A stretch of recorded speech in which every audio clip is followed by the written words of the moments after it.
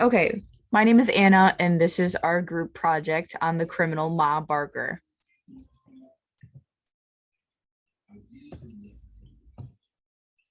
So, a little background on Ma Barker. She grew up, both her and her husband, in a poor and not great neighborhood. She was very outcasted by her peers for being ugly and fat. Um, so, she was bullied a lot as a child. However, her one idol was Jesse James, who was a Western outlaw, and she was really hurt when he was killed. Um, she lived in a house with a large family, which was four boys and her husband. And for reference, she was a middle-aged woman with a motherly face who had an outlaw mentality, rivaling that of Jesse James, lived as a model Presbyterian wife and mother of four boys before setting up cooling off service for convicts or crooks on the run, masterminded robberies, kidnappings, and murders for Barker Gang, also known as the Holden Keating Gang, in the Missouri Oklahoma area for 12 years, terrorizing businessmen and bankers, and she ended up dying in a fierce shootout with FBI agents in 1935. This is a short video that we found of a movie based on Ma Barker and her sons. So here's that. It wasn't for the fact that they got your blood in their veins. I would have killed you a long time ago. I would have killed you. Oh, Papa. Papa. This is Ma Barker and her boys.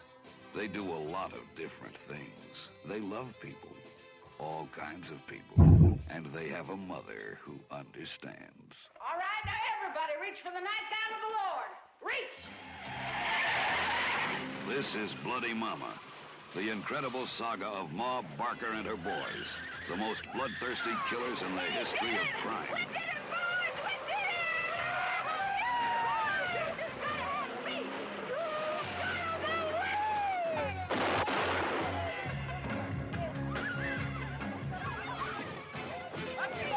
Pursued by almost every lawman in the region, they never answered for their crimes, except to Mama. I know Horace Calvin. You'd probably turn him every way but loose. I could put a bullet through your brain. Oh, I ain't gonna hurt nobody. Jesus lover. Roger Corman, America's reigning young master of terror, has created the ultimate in comic horror. The ultimate killers. The ultimate mother.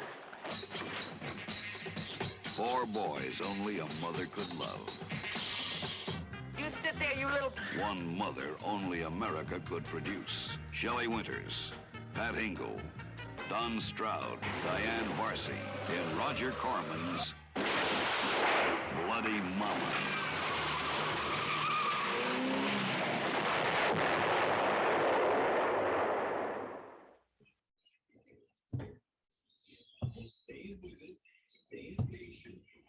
So that was the short clip on Ma Barker and her sons, the more modern movie based off of them.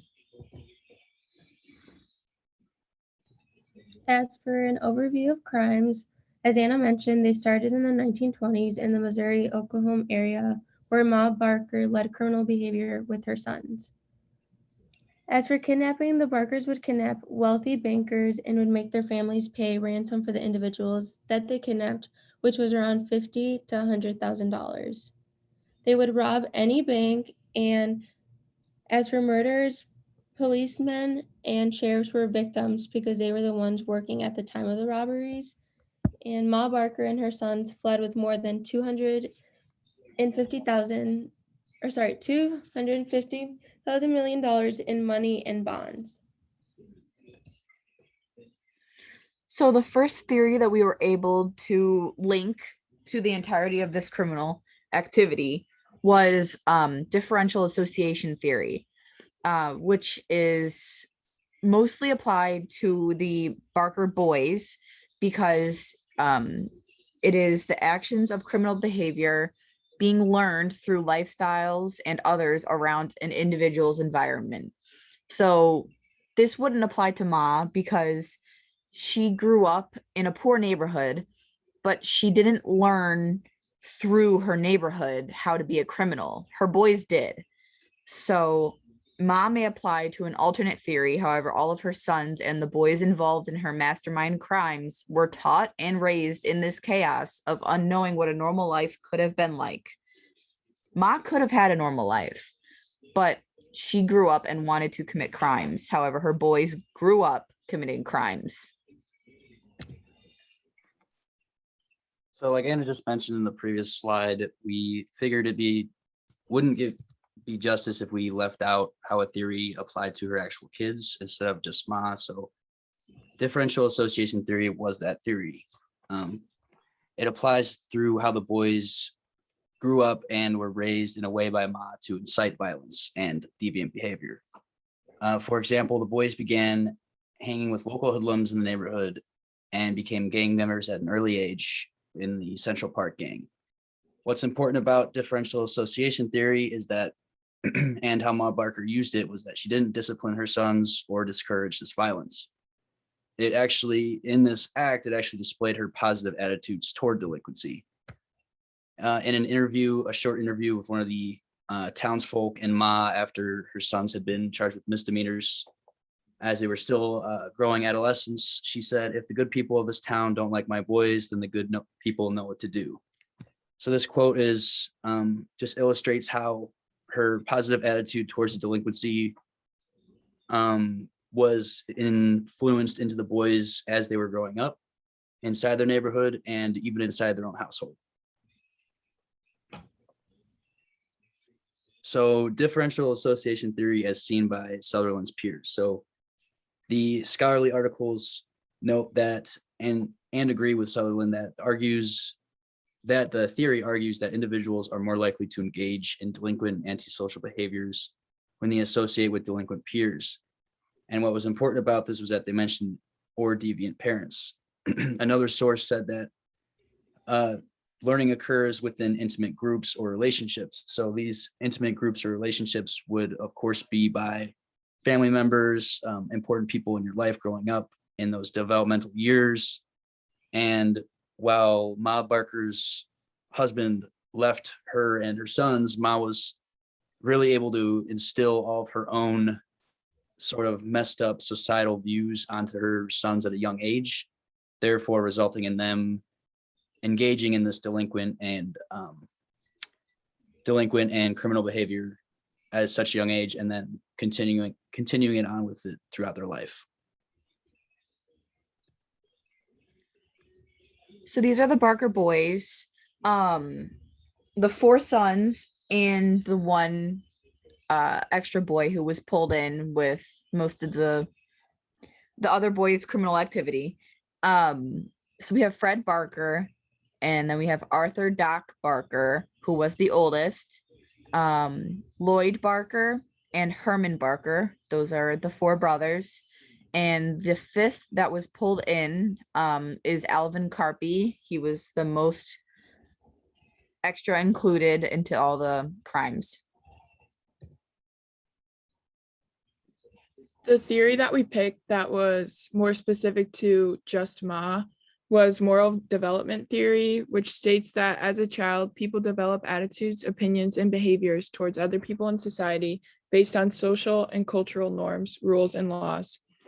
Like Anna said earlier, as a child, Ma was bullied and outcasted, which could have led her to carry like a sort of negative attitude towards society in her later life. And then some more specific examples. She was again outcasted and bullied. She dropped out of school at an early age of just 10, and she enjoyed reading books on crime villains, and she witnessed the outlaw Jesse James go through their town. And since she started reading these violent crime books at such a young age, it could have developed her criminal attitude.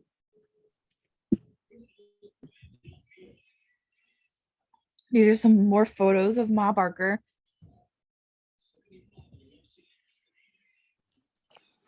As we previously mentioned, there are a lot of factors that came into Ma Barker committing these crimes along with her sons. Some things that could have been avoided or prevented to prevent these crimes from happening include her view on society, which was affected by how she was treated as a child, being with her husband and then having her husband leave her, and then also having to go through the Great Depression and living in a poor area with her sons, and not having the best environment to live in. And then if she also hadn't been so bullied as a child, her view on society would be different. And then if the laws were slightly different, then all of these crimes could have been prevented. This is the Barker home when they were surrounded by the FBI. It was only Ma Barker and one of her sons left alive. I can't remember which son it was, but all of these police cars surrounded their home, and Ma Barker and her last alive son ended up attempting to shoot all of the FBI agents from the inside of their home. The son had a Tommy gun, and I believe Ma Barker had a pistol, and they ended up being killed in this incident because the FBI agents returned fire to the home and ended up killing Ma and her final son. So how Anna has mentioned in the previous slide, on January 16th, 1935, they had a shootout with the FBI outside of their home in Florida. And money, weapons, alongside Fred and Ma Barker were found dead. And then here's a picture of them dead and with FBI agents. And that's it.